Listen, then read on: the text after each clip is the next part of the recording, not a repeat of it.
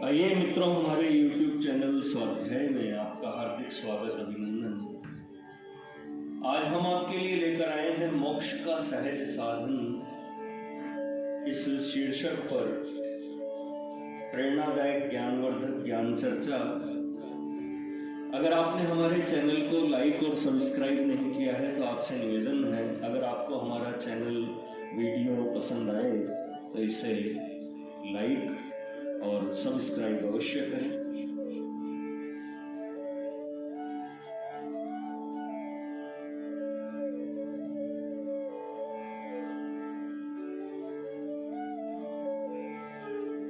ओमित्येकाक्षरं ब्रह्म व्यवहारं मां स्मरन् यह प्रयाति त्यजन् देहं स याति परमां गतिम्। श्री भगवान कहते हैं कि ओम जो एकाक्षर ब्रह्म है, उसको मुख से बोलता हुआ और मुझको स्मरण करता हुआ जो व्यक्ति शरीर त्याग करता है वह परम गति अर्थात मोक्ष को प्राप्त होता है। यहाँ स्वभावतः यह प्रश्न उठता है कि क्या भगवान ने मोक्ष को इतना सुलभ कर दिया है? कहाँ तो ये कहते हैं कि अनेक जन्म संसिद्धस्तो याति पराम गति, अर्थात अनेक जन्मों की संसिद्धि से परम गति की प्राप्ति होती है। और कहाँ यह है कि केवल मृत्यु के समय ओंकार का जप करता हुआ शरीर त्याग करने वाला परम गति को प्राप्त होता है। दोनों में कितना अंतर दिख पड़ता है, परंतु वास्तव में इसमें रहस्य है और वह गूढ़ है।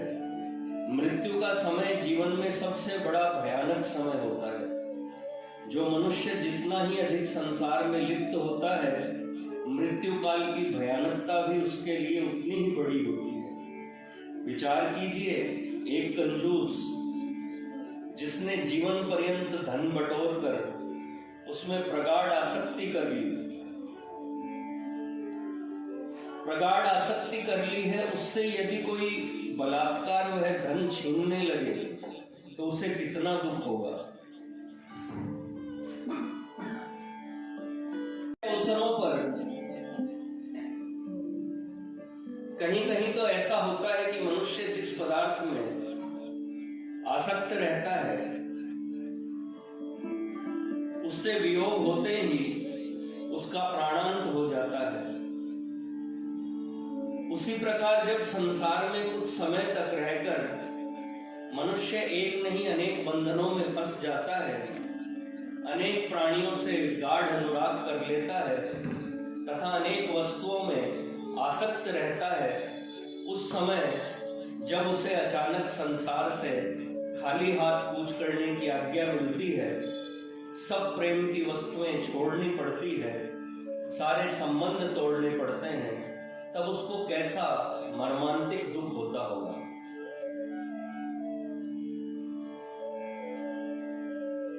उसका वर्णन करना लेखनी की शक्ति के बाहर है। कहा जाता है कि प्राण निकलते समय जीव को एक सहस्र बिच्छू के डंक मारने के बराबर पीड़ा होती है। साथ ही पापी जीवों के जन्म भर के पाप भी भयानक रूप धारण कर उसके सामने उपस्थित होते हैं। वस्तुतः जब मरण काल में प्राणी की ऐसी असहाय अवस्था हो जाती है और साथ ही वह शरीर जिसका उसने जन्म भर लालन पालन किया था जवाब देने लगता है, कफ वात पित्त घोर शत्रु की तरह अपना जोर दिखाने लगते हैं, ऐसी वर्णातीत मर्मांतिक वेदना की अवस्था में ओम शब्द ब्रह्म का उच्चारण तथा मन में भगवान का स्मरण कैसे संभव हो सकता है। इसलिए तो एक भक्त भगवान से प्रार्थना करता है, कृष्ण त्वदीय पद पंकज पंजरांते अधेव में विशतु मानस राजहंस। प्राण प्रयाण समय कफ वात पित्ते कंठावरोधन विद्यो स्मरणं कुतस्ते। अर्थात हे कृष्ण, आपके चरण कमल रूपी पिंजर में मेरा मन रूपी राजहंस आज ही प्रवेश कर जाए,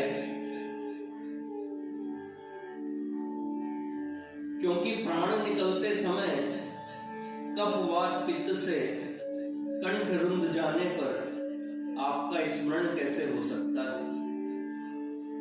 इससे यह विदित होता है कि प्राणों के निकलते समय ओम का उच्चारण तथा भगवान का स्मरण करना कोई सहज बात नहीं है, वरन असंभव सा है।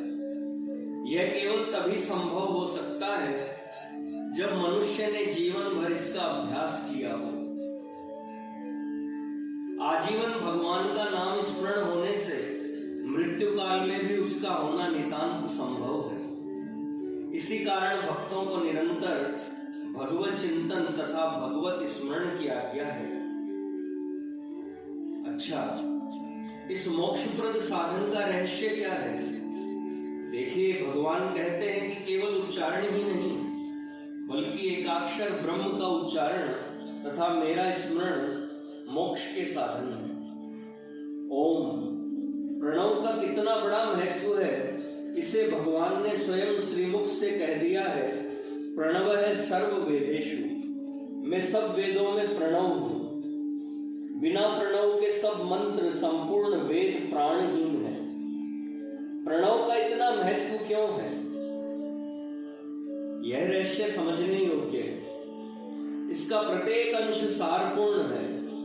यह एकाक्षर होकर भी अ, उ, म इन 3 अक्षरों से बना हुआ है। इसे एकाक्षर इस अर्थ में कहा जाता है कि तीनों अक्षरों के संयोग से इसकी ध्वनि एक अक्षर के समान ही होती है। इसके प्रत्येक अक्षर पर किंचित विचार करना चाहिए।